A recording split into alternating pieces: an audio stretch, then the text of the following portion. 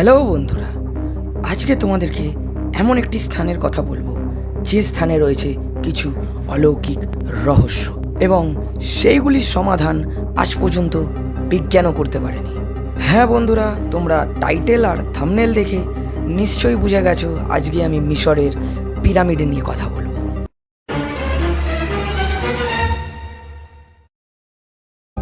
আজ থেকে প্রায় 4000 বছর আগে মিশরে এই পিরামিডগুলি তৈরি হয়েছিল। সবথেকে বড় রহস্য হলো তখনকার মানুষেরা বিনা টেকনোলজিতে কি করে এত বড় বড় স্ট্রাকচার তৈরি করে ফেলল। কারণ একটি পিরামিডের মধ্যে প্রায় 23 লাখ লাইমস্টোনের ব্লক ব্যবহার করা হয়েছিল। এই পাথরগুলি এতটাই ভারী ছিল যে এক জায়গা থেকে অন্য জায়গায় স্থানান্তরিত করাই ছিল প্রচণ্ড কষ্টকর। এগুলি দিয়ে পিরামিড বানানো তো অনেক দূরের কথা।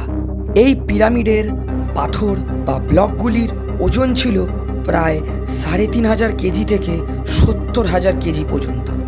আজকের সময়ের আমাদের এই আধুনিক ক্রেনগুলি মাত্র 20,000 কেজি লাস্ট তুলতে পারে। আজকের সময়ে যদি 20,000 কেজি তুলতে এতটা কষ্টকর হয়, তাহলে তখনকার সময় মানুষেরা কি করে 70,000 কেজি ওজন তুলল? অনেক সায়েন্টিস্টরা এটার একটা উত্তর খুঁজে বার করেছে, যেটা হলো এলিয়েন্স বা পরগ্রহের প্রাণী।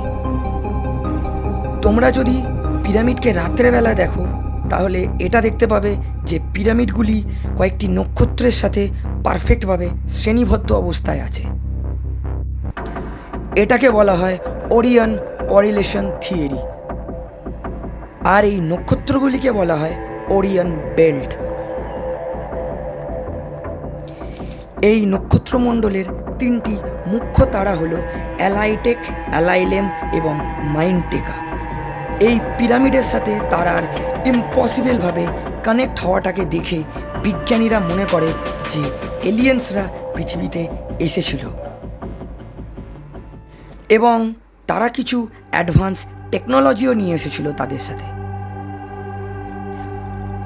পিরামিডগুলির একটি বিশেষ রহস্য হলো পিরামিডগুলির মধ্যে থাকা টানেল বা ছোট ছোট গুহাগুলি। প্রথমে এইটা বিশ্বাস করা হতো যে এই গুহা বা টানেলগুলি ভেন্টিলেটর হিসেবে ইউজ করা হতো, কিন্তু এই ধারণাকে সম্পূর্ণভাবে ভুল প্রমাণ করা হয় পরবর্তীকালে। কারণ এই পিরামিডগুলির ভেতরে অনেকগুলি চেম্বার ছিল, তার মধ্যে মাত্র 3টি চেম্বার ডিসকভার করা গেছে।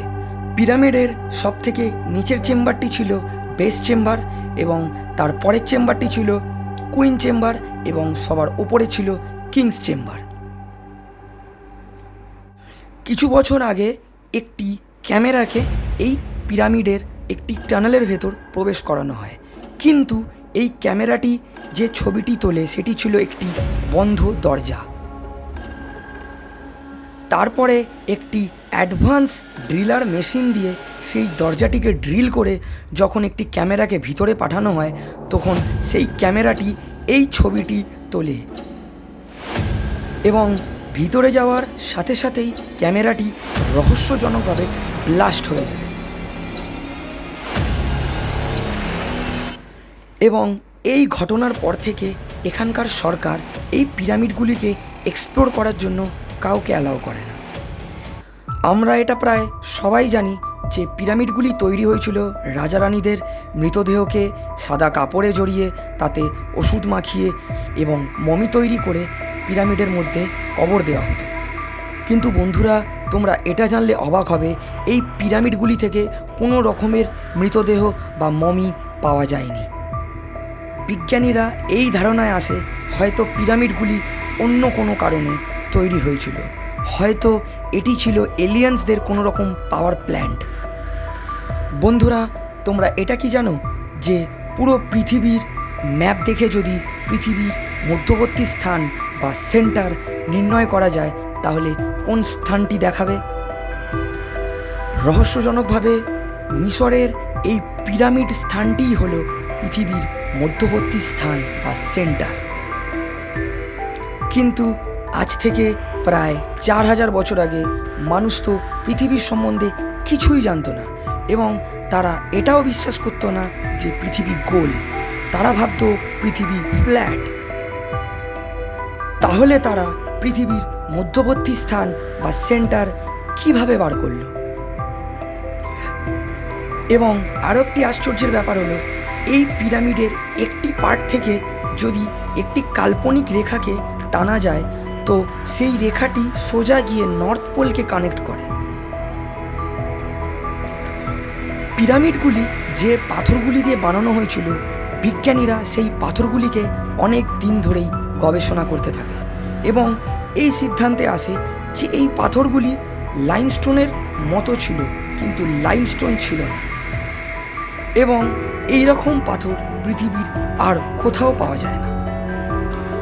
মিশর একটি অত্যন্ত গরম জায়গা এবং সেখানে এই পিরামিডগুলির বাইরে যতই গরম হোক না কেন, পিরামিডগুলির ভেতরে সবসময় 20 ডিগ্রি সেলসিয়াস তাপমাত্রা বজায় থাকে।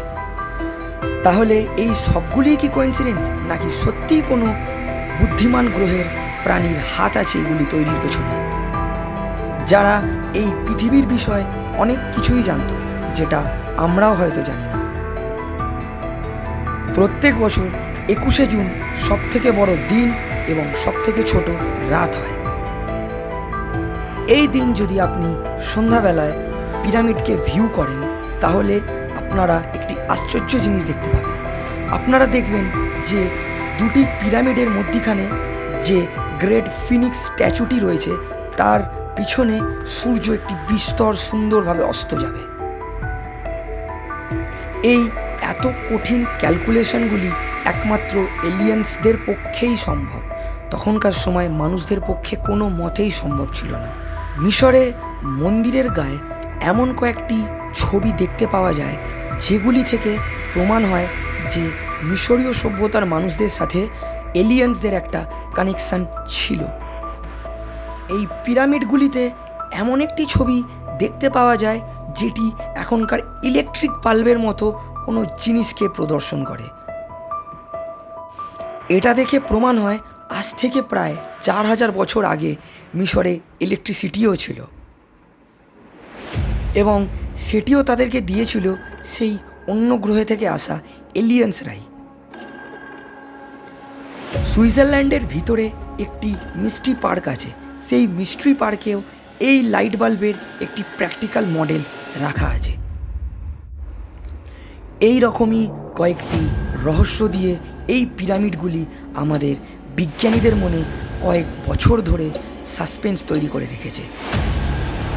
আমার এই ভিডিওটি ভালো লেগে থাকলে আমার চ্যানেলটিকে সাবস্ক্রাইব করবেন, লাইক করবেন, কমেন্ট করবেন এবং শেয়ারের মাধ্যমে ছড়িয়ে দেবেন। তো দেখা হচ্ছে পরের ভিডিওতে।